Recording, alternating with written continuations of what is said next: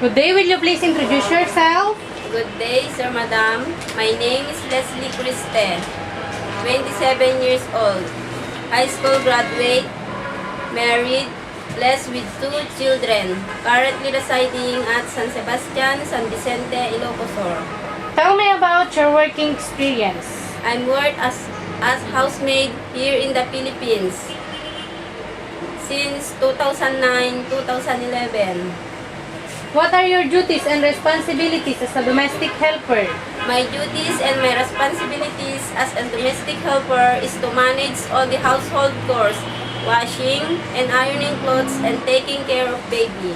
Do you know how to take care of a newborn baby?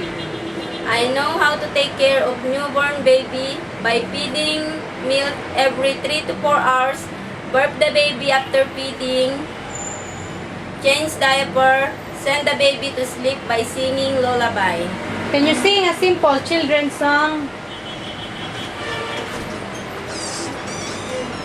Twinkle, twinkle, little star, how I wonder what you are.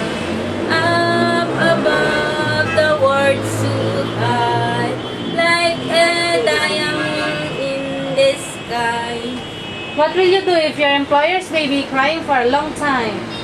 I will check the diaper if it's wet, or I'll check if the baby is hungry.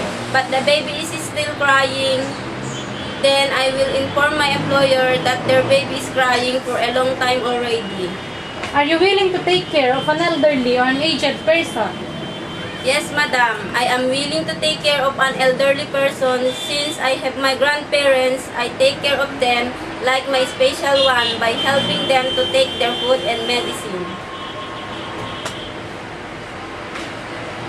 How would you handle a naughty children? I would handle naughty children by being friendly and playful with them so I could get their attention. I'll sing with them, teach them good manners and right conduct, reading books together and giving them love and care. Do you know how to cook? I know how to cook Filipino food like tinola, sinigang, and many more. I also know how to cook simple Chinese food like steamed fish, fried rice, noodles, soup, and I'm very much willing to learn more. Can you operate an electrical appliances? Yes, ma'am. I know how to operate electric appliances like washing machine, vacuum cleaner, floor polisher, oven toaster, microwave oven, and others.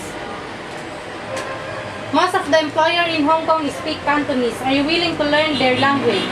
Yes, ma'am. I'm very much interested to learn Cantonese language so that I could fully understand my employer, especially to the elders. Your duties in Hong Kong will be doing all the household chores and at the same time taking care of the baby. So how would you handle this situation? First, I will make sure that the employer's children are in safe place by putting them into the crib or by giving them some toys to play. Then I will continue doing my works.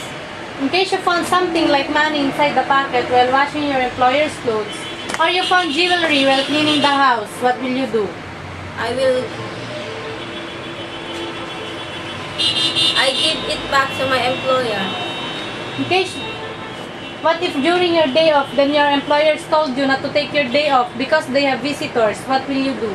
I will not take my day off. Instead, I will stay and serve my employer together with their visitors.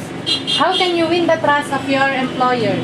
I can win the trust of my employer by doing my best to work hard and by being honest to them, dedicated to my words and interested to them by passport.